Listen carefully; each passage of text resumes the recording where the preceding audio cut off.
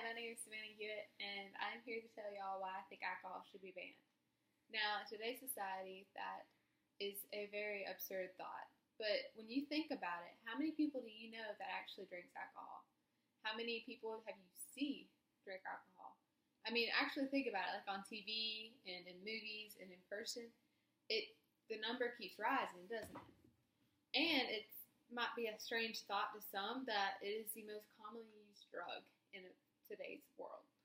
And it can kill you. It really does. It kills you whenever he or she drinks it every single time. And in some really bad cases, it kills the others around it. If you think about all the negative health effects it has on you, and you think about all the drinking and driving, and whenever you think about how it destroys the family union and the families in general, it's awful.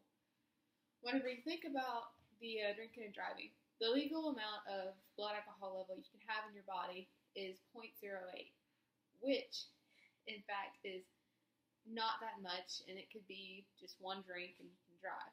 But for today, with how many wrecks and accidents we have with drinking and driving, you think we would have a lot where you can't have any blood alcohol level. I think it should be zero, especially with as many death rates as there is due to that. And whenever you think about alcohol's negative effects on your health, it is one of the worst drugs because it's so commonly used, it's so easy to gain access to, and people always overuse it. And the effects it has on your livers, whenever you begin to build an immune system to it, or an immunity to it, it makes your metabolism run faster, and it makes your liver have to work twice as hard for twice as less stuff that it's having to work out through your body, and it has such a negative effect on your liver. It causes cancer, it can affect your heart, it affects the blood flow that goes through your heart, and with women who are pregnant, whenever they drink alcohol when they're pregnant, it takes away the blood and oxygen to the baby, and that causes birth defects. And this is one of the main reasons why you see so many laws against it, which we are grateful for, but it has not put a complete stop to it.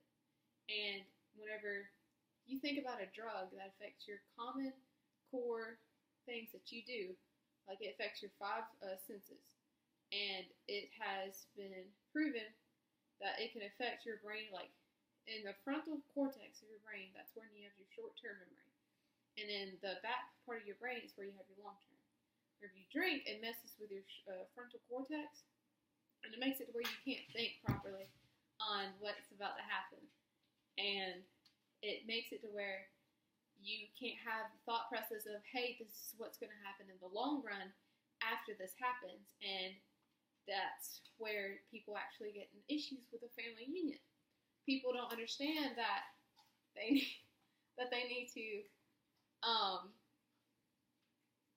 need to apologize and say they're sorry and get to the nitty gritty of it, because this is a serious issue. I have a serious issue, but a lot of the times when somebody drinks, they black out, or worse, and they don't realize that, hey, I'm hurting the people I'm around. In the Alabama Virtual Library, there's a source, and it's Drugs and Alcohol Abuse Damages. And it says, alcohol causes jealousy, conflict with a partner, it causes conflict with children, conflict over money, it causes emotional trauma, it causes violence, cheating, separation, and health risks. And for the drug being so easy to access, so commonly used, that it destroys everybody that it is around. And a lot of people use this comeback. They say, well, if you're 18 and you can go off to war and you can fight for your country, you should be able to come home and have a drink.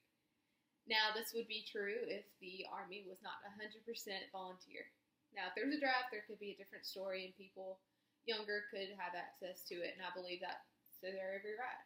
But the fact that they volunteer for their country, and I have the most respect for everyone that does that, but they should also agree to the laws of their country to where you be 21 to drink legally in America.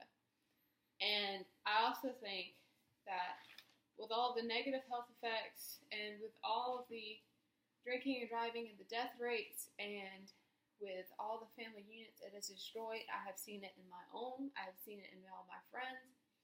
I believe thoroughly that alcohol should be banned. And if in today's modern society it can't, then I thoroughly believe that the limitations should be increased tenfold. Thank you.